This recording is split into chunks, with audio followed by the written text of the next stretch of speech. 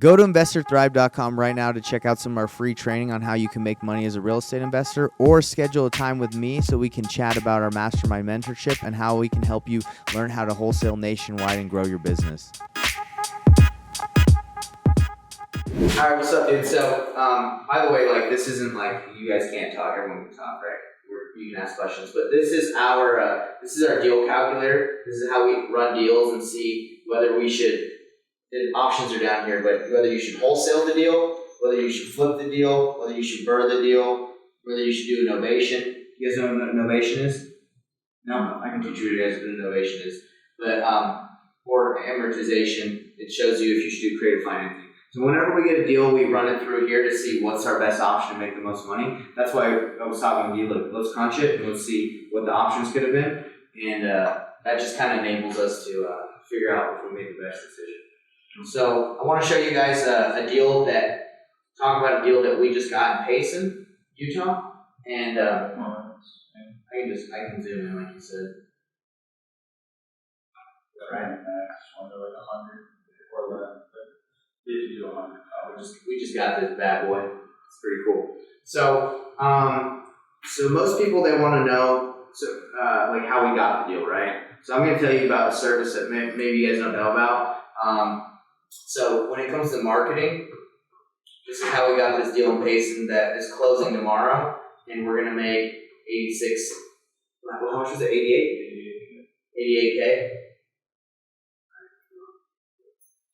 So that's pretty sick, huh? Dude, that's awesome.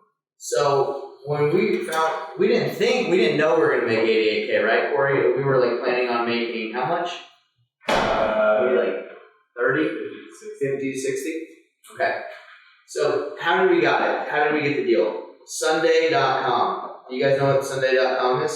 Mm-hmm. Okay, so it's a platform that just came out, and I might even be able to show you guys the platform on here. Is it similar to Open Door?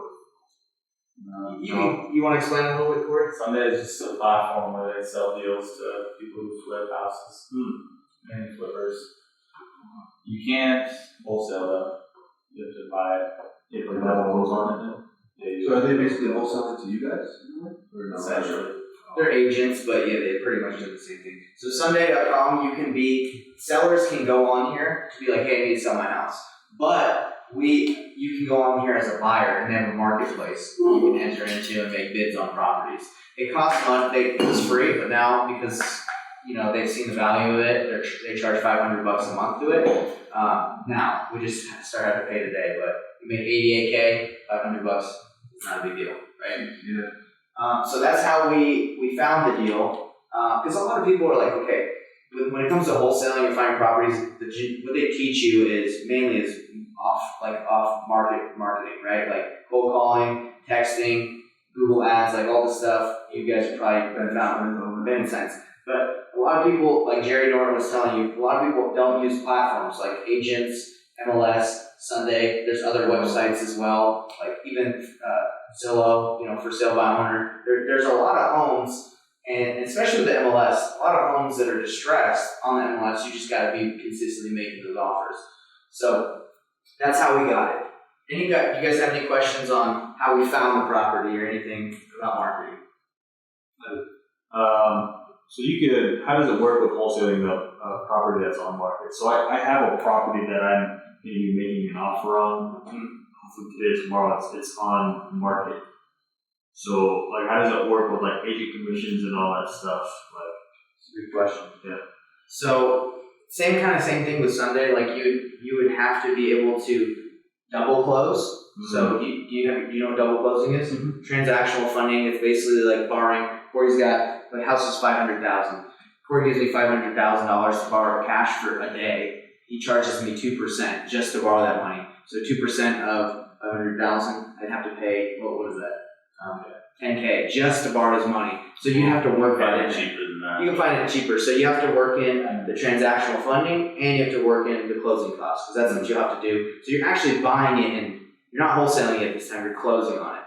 Does that make sense? Mm-hmm. So you don't have to do that on the MLS, but with Sunday, if we wanted to wholesale it and had another buyer lined up, we would have probably had to double close, buy it, and then just sell it. Well, you're not even signing it, you're selling it at that point. So for the MLS, you can double close and work that in your spread, or you can just assign it and just once you find the buyer, you would just say, hey, you tell the agent, hey, I was planning on buying this property, but I had another deal come up, and I'm not going to be able to perform. But one of my business partners is going to go through. I told him about it. He's just going to buy the house, so I'm going to assign it to them. And most agents, if you've gone through that process, they're not going to be like, no, we won't do assignments, because you're like, look, he's ready to go. He's my partner. Everything's good. The key is you just have to get the seller to sign off on an assignment here in Utah. So it depends on what the contract says. So in some states, the contract will let you assign the state contract that the realtors use will let you assign, but in Utah, it doesn't let you assign it. So the seller has to sign off on you assigning it. It's the way you pitch it, right? Like if you're you talk to the agent, like, hey, everything's going to go according to plan. It's just something came up. I'm going to assign this. You don't even have to use the word assign. You just say, my business partner's going to buy this. So all we got to do is sign that. Sign it. So you probably got to explain it a little better, but you got to have them sign basically saying that you're going to assign it to a buyer. Yeah. What about like a pass-through double close? How does that work? Say it again? Because I had heard from one of my friends out in Texas, he's a wholesaler, they do something like, it's like a pass-through double close or something like that. Something like that. Never heard of that terminology. Did he explain it to you at all? He did. That's why I asked you, I forgot what it was. So it might be that like some title companies in some states, what they'll let you do is they'll let the buyer fund both deals. Right. So the buyer, when the buyer brings his money, they'll fund your transaction with the seller, and then it'll just fund the transaction. I think that's what it is. It just depends on the title company and the state. They don't do that. Great question. They don't do that in Utah. At all. This is what this is for, guys. Any questions you have? I'm just kind of breaking this down. Yeah. Anything that comes along, let's knock it out. So marketing is how we got it. That's like step one, right? That's like what most people are like, how do I find the deal, right? It's one of the strategies. So do you guys look up like decent area or like? So on the platform, it shows you all the houses that are available. Oh. We just made offers on all the ones that were there. Oh, okay. So it's a bidding platform, right? So we, instead of working directly with the seller, right, we worked with the agent, right? So this was kind of like the Jerry Norton style of, and it's nice because you don't have to negotiate with the seller, like they do it all for you. It's just like an MLS deal. It's like their own MLS. It's their own platform, right? Cool. Any other things? Any questions? Okay. So the next thing that we did is after we had the house under contract, we had to decide the exit strategy, right? So most of wholesaling is like this part, like finding the deal. But I'm going to teach you guys about exit strategies today. So what are exit strategies? I've already talked about it today, but what are some exit strategies that you guys know other than wholesaling? Okay. Buy and hold. That's just review. Buy and hold. It's like a rental. Oh, that's what. Wholesaling. What else? We say for novation. So novation is when you don't buy the house, but you sign an agreement with the seller and just say, hey, I'm gonna flip this thing. You're not gonna transfer title to me, but once you sell it, then you're gonna pay me a fee. So you're like partnering up with the seller without having to buy it. And then 6, I think that's it. Wholesaling, buy, wholesaling, burr, and then you got like a big fix and flip, right? And there's even creative financing too, right? Is that like sub 2 and all that? Yeah. It's not really an exit strategy though. Yeah, well, I guess you can do creative on all these. So you can get financing on all these. Because most of the time you get hard money, or that's what your flippers are doing.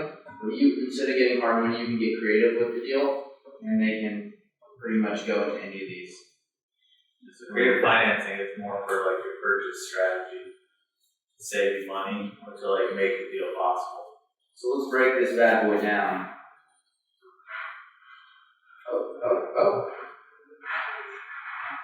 Alright, again, this is the calculator we use to run our numbers, so.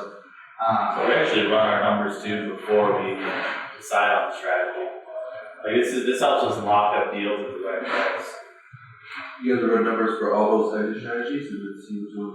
Yeah, it's pretty easy. Not before we make an offer. Right? That would take too long. Yeah, we usually just run it so we know we get the right price, and if you get the right price, then you usually want to decide what's the best way to make the most amount of money. So let's look at this deal. This house, let's go.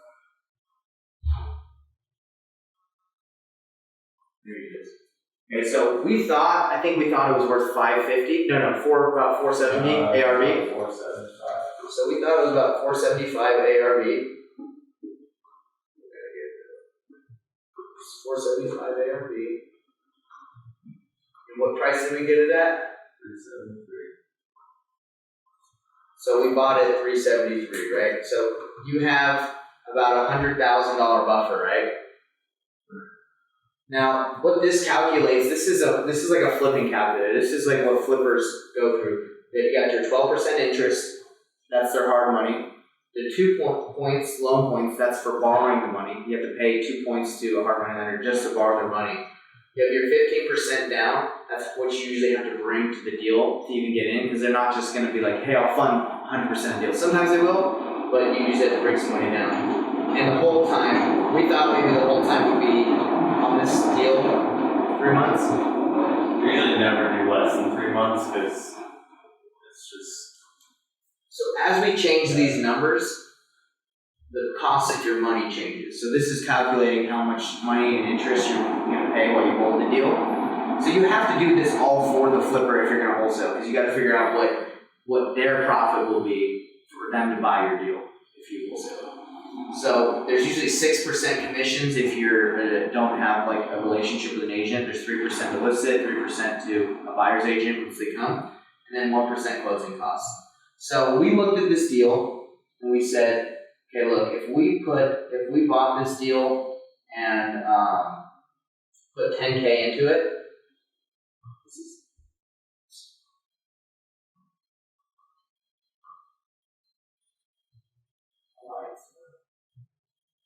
usually have to drop down. We'll drop down the layer on the keyboard. Hasn't been drop down yet. I hit it right. This thing?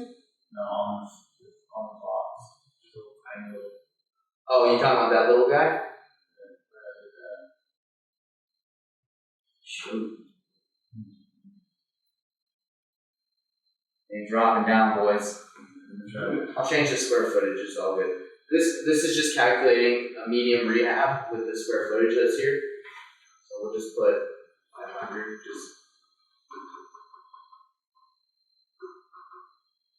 see if that changes it. Okay, it's a 12K rehab.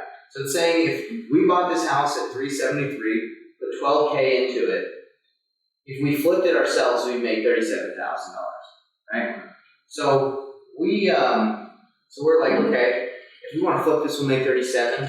If we want to wholesale it, most wholesalers are trying to make 12% of the ARV. So this would be less than their role of making 12%. But I know, with how hot the market is right now, someone's probably going to be willing to make 25. So we could wholesale this for potentially, you put your desired wholesale fee in here. And there you go. So the flipper makes 25. You can wholesale for 12. And that's kind of how we figured out.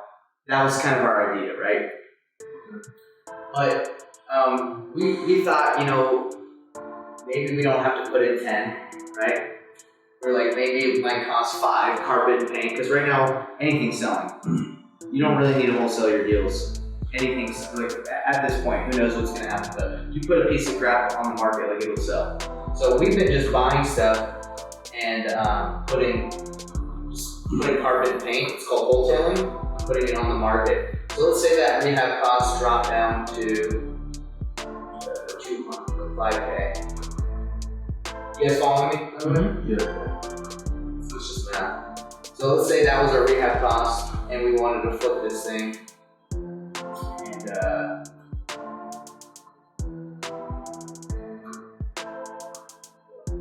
So for us, we looked at this deal and we're like, do we want to make 12K or do we want to wait 3 months